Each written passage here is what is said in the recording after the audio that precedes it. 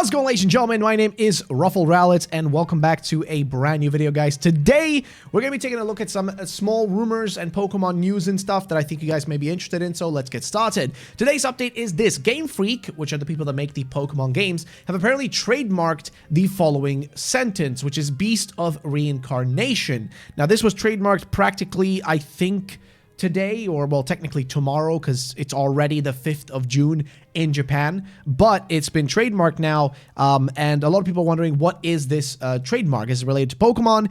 Some people, like Blaze, says maybe it's the forces of nature related. Some other people are saying like maybe a new game. Some people think it's maybe Zygarde, Ho-Oh, Beast Trio, something like that. But the best like predictions I've seen in regards to what this is related to, Beast of Reincarnation, it's something unrelated to Pokemon as a whole. It's actually more likely to be related to something like Project Bloom. Now, what is Project Bloom? Basically, this is a game that is not developed by, is not really involved with Nintendo. It's something that Game Freak makes on the side. It's a project they've been working on. It's essentially a Game Freak game that has nothing to do with Pokemon. If we look up Project Bloom, you'll see here, Pokemon Studio Game Freak is making a action-adventure game codenamed Project Bloom, and this is a project they've been working on for a while now. I think this article is from like 2023, so it's been, a seriously decent amount of time since they last gave any update or we even heard anything about this. But yeah, basically the developers of Pokemon have been expanding, and they're working currently on a codenamed Project Bloom project,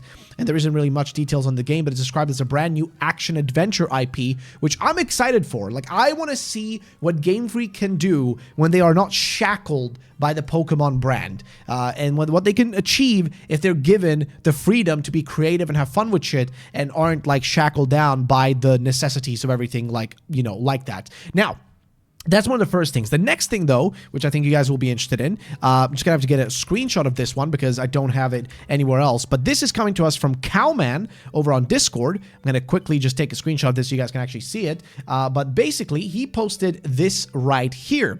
He literally just posted a few minutes ago back. So he said, Pokemon Legends ZA file sizes have been revealed. So apparently, the size for the games, and I don't get the logic in this. I don't know why. Is it maybe higher textures, maybe texture sizes and everything, which makes me really think about one thing about when it comes to game developers, and it's just that, like, we went from like developers being able to essentially scrounge down an entire game into like 5 megabytes, but now our games are like massive sizes, even though there's,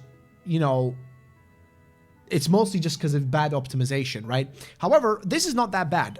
Legends EA being 5 to 10. So basically, Legends EA on the Switch, the regular Switch, will be 5 gigabytes. I'm assuming that's probably going to be textures more than anything, a lot of texture stuff that's going to be kind of lowering the size, because you don't need, I guess the Switch 1 is not going to run, those higher textures on a higher fidelity, so less size is needed for it because you're not even bothering putting them in there. I'm assuming that's the case here. I could be totally wrong. However, the Switch 2 version is double in size, which doesn't mean there's more content. Remember, the fact that the Switch 2 version is going to be 10 gigs does not mean that it's going to have more content, it's going to be filled with more extra stuff to do. No, it has nothing to do with it. All it means is the game is just a larger file size because of textures. But I'm going to be honest, it really depends on how big this game is. Keep in mind, this is not the size of Scarlet and Violet, which have like, like the scale of the world, so to say, right? Which have an open world and all that kind of shit. It's not that. This is, at the end of the day, a game that's set within a singular city. A city that doesn't seem like, based on the trailers, like it's going to be too much stuff you can necessarily do. And like there's a lot of locations necessarily to explore. I think this game is going to be very much rolling on the gimmick of like the battle royale aspect of like the nighttime battles and everything, and the whole like mega evolutions kind of being back. That's kind of what's the selling point of this game, I think, more than anything. So by virtue of that, the game is going to be smaller. It's not going to be the scale of Scarlet and Violet, and shit, it might not even be this. I actually don't know what the file size is of Legends Arceus. I'm actually not sure, so I cannot like compare it to that, but comparing it to Scarlet and Violet, in terms of the scale of the world, not the scale of the actual file size, but the scale of the actual world you're exploring, it is going to be a smaller game. So it makes sense, but double the size, I'm really wondering, is it literally just because of textures? Is it literally doubled, exactly doubled, because the texture sizes of certain textures are literally double the, like they're just doubling it because it's like 2K resolution or something. I don't know. I'm just joking around. I thought it was funny. I thought I would share it and see you guys' thoughts. And again, in regards to the whole Beast of Reincarnation, same thing here from Jan saying I have good reason to believe this is Project Bloom, which I want to see Project Bloom. I want Project Bloom announcement. I want to see some info on that shit, man. Because like we haven't heard anything about that. I want to see what Game Freak's been cooking outside of just the realm of, you know, of just Pokemon. I want to see what they've been working on because I'm very intrigued. The next thing though is a subject that I actually am very interested in talking about, which is, so this is unprecedented. What are we talking about? Well, basically, you guys already know this, but there's going to be a Pokemon Presents, which in layman's terms, a Pokemon Present is basically a Nintendo Direct, more or less, but only centered on Pokemon. They're called Pokemon Presents because Pokemon and Game Freak wanted to be separate, and the Pokemon Company wanted to be separate from Nintendo. They wanted to have their own thing and make sure that Pokemon has kind of its own thing going on outside of being just part of Nintendo, right? Like they want to be their own thing as well. So in regards to that, well, what are we looking at right here? Well, basically, we have Pokemon Presents that's happening on a very particular day, which is in July on the 22nd, right? So 22nd of July, we have a Pokemon Presents. But here's the crazy thing. As Joe Merrick says here, 2 months warning in advance is unprecedented. Now, why does he say this? Because usually, and I say usually because there's always a chance it could have happened at some point, and I just don't remember it anymore. But I don't think we've ever had this long of a time of a, like, how would I explain this? I don't think we've ever had an announcement for a Pokemon Presents be announced this early. As in, normally when they announce a Pokemon Presents, usually it's announced like a day or two before it happens, right? So let's say if they announce it on a Monday, then usually it's going to happen the Wednesday or Thursday of that same week, right? That's normally how it always works, right? And that's usually what they do, and it's pretty straightforward. This is unprecedented. They do not make announcements this early on. They never do this. This is so out of the norm.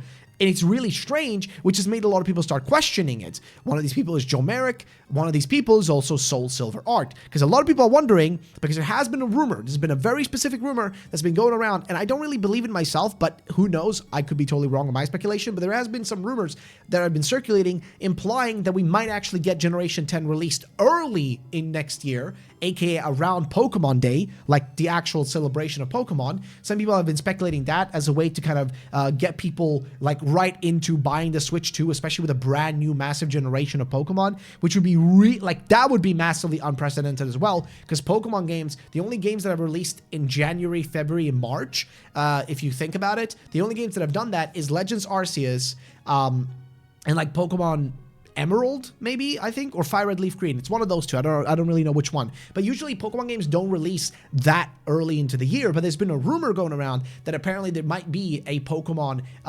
Generation 10 release early, right for like Pokemon Day, which is on the 27th of February every single year. That's when they celebrate Pokemon Day. And keep in mind, next year is the 30th anniversary. So that's the rumor.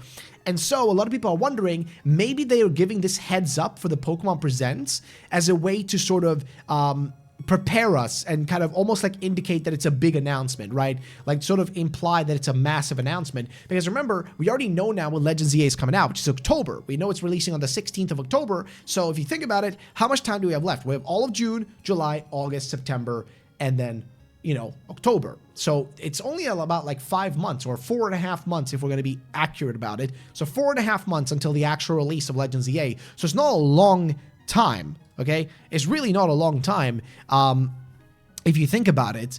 And if you think about like the fact that if we don't have that long to go until then you start wondering, okay, well, why would they want to do an announcement in July, which means that that's only going to be like, because in July, it's only going to be what, like July, August, well, actually at the end of July, so I don't even count July. So actually you have August, September, and yeah, so like what, 2.5 months, basically 2.5 months before release, they're going to do a present, which is not that crazy. But normally when we have presents for, let's say, like Scarlet and Violet or like Arceus or BDSP or really any of the games like that, usually there's always a present that would happen normally in August, right? August is usually when you get a present, and that's the last present before the actual game releases. So you'd have an August present or like an August like trailer release, and then the game would come out in November usually, right? That's our usual release date, which is, you're perfect. August, September, October, November. So like August, September, October, November. So like about 3 to 4 months. But this is different. This is way closer to the actual release,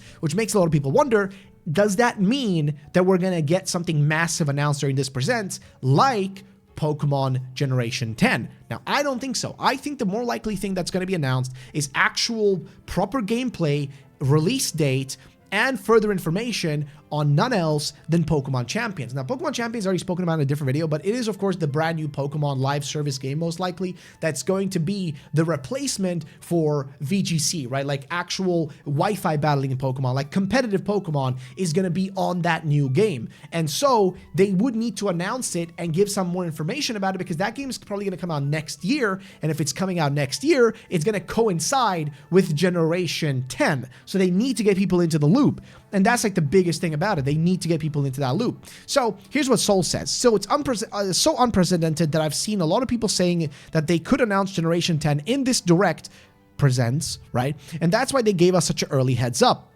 I think this comes from a rumor that Gen 10 was planned to launch on Pokemon Day for the 30th anniversary. I really don't think any of this will happen, but if it did, I also don't think a full reveal is possible, because it would take away from Legend ZA. At most, they would just say that the next gen of Pokemon is in development for 2026, which I agree. I think that's more likely that they would do. But then again, why tell us 2 months in advance if it wasn't a big deal? Maybe because fans have been harassing TPC for over a year asking when will there be news, or maybe this is just a huge Champions reveal before Worlds plus ZA Megas. Now, that's right on the dot. I think this is more related to Champions. That is way more, and probably ZA Mega Evolutions. Yes, that's the two things that are more so likely, especially Champions, because like he says here, it's in July, at the end of July, and you know what happens in August? That's Pokemon World Championship time, baby. That's when the Pokemon World Championship happens. That's when they announce a bunch of stuff also, and that's when all the tournaments are going down. And guess what? Pokemon Champions is literally going to be the game that's probably going to be played in next year's World Championship in 2026. That's going to be the game that's going to be taking the place of, well, the other championship, like other games, right? You're not going to have like Scarlet and Violet anymore. You're going to be playing in Champions and Gen 10 or whatever else they decide to do. So the point just being that it's more likely related to that, which means we're guaranteed Pokemon Champions news on this present, and we're probably going to see some megas more than likely, some new megas that officially revealed, which is going to be fun. So that's in regards to that. Let's move on to the next thing, which is Scarlet and Violet Switch 2 now has got its massive upgrade, according to a lot of people. The game is now running at 60 FPS stable, upscaled to 4K, HDR support has been added, enhanced draw distance, more Pokemon on screen at once, and faster load times, which is nice. There's actually like full gameplay, like 13-minute gameplay here coming to us from, I think it's from IGN of all places, and the game does load much faster now, by the way.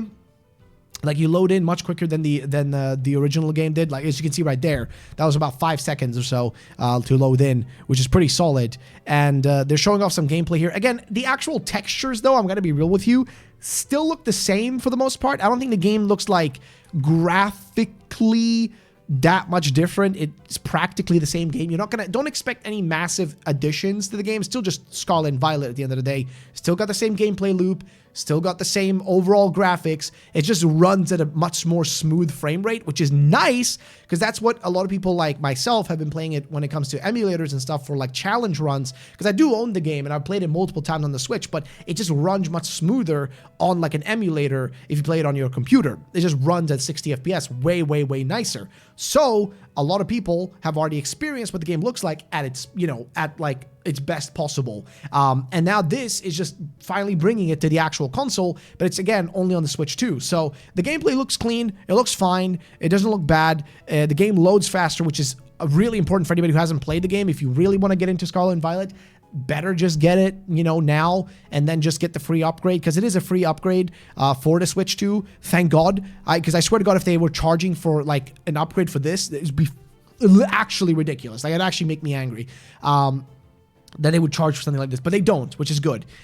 So there's that, in case you guys were curious about it. There's been a lot of people like, sharing comparisons here between, Sword and Shield on, just the regular Switch versus this. And I think if we put it here like 720, I don't know if it's going to really improve it, because it is Twitter compression.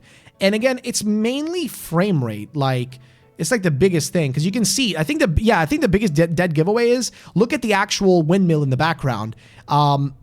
Like, look at this. And this is one of those things where a fallacy happens. People will say like, oh yeah, the game is perfect now, all this kind of stuff. And sure, it is. It's better now. Like, not perfect, but it's better now. But it's funny because people were already loving this game even when it had the 1 frame a second windmill, which now looks the way it's supposed to look, which is rotating at an actual stable frame rate. Personally, I think it's a little ridiculous that this wasn't already possible on the Switch 1. That's the sad part. It's really sad that it wasn't already possible, but it is what it is. I digress. Also, Switch 2, apparently now that a lot of people have gotten their hands on it, it actually does connect to the internet now, and it is now playable to a lot of people. I think it's out in Japan, technically speaking, already. So people have been already getting their hands on it, already, like, you know, getting their upgrades and shit, downloading Mario Kart, you know, World, and getting in and playing it. So if you guys are one of those people, let me know. Are you guys enjoying it? Are you having fun with the Switch 2? Are you not having fun with it? Let me know. I just want to hear you guys' thoughts and opinions and all that kind of stuff. And that's pretty much going to be it. And yeah, I'm also going to be live in a short bit because I'm going to be watching the State of Play. So if you guys want to join me for that, then let me know. I want to see, you know, you guys in there. I'm going to be streaming it, so I'll see you there. And yeah, again, I'm very curious to see what you guys' opinions are on, like, the, you know, the actual upgraded, like, it is an upgrade. I'm not going to lie. Like, the game running at 60 FPS is just nice, okay? But calling it really a full-on upgrade is kind of, like, a bit dubious. I mean, yeah, sure, it is a bit of an upgrade. Yes, the game runs better, so that's good. But I do agree with this, with Pearl Enthusiast. Why do we have to pay for the ZA upgrade then? Which I agree. That makes no sense. If you buy the Switch version, they'd have to pay to upgrade it for the Switch 2 version. Because I was going to buy the Switch 1 version of the game. But now it's like, yeah, but then if I want to play it with, like, you know, like on the Switch 2, when I do get the Switch 2, because I eventually have to get it for videos and stuff, it's a little weird. But yeah, ladies and gentlemen, that's going to be it for today. Thank you all for watching, and I'll see you guys in my live stream if you guys do come by. So have a great one.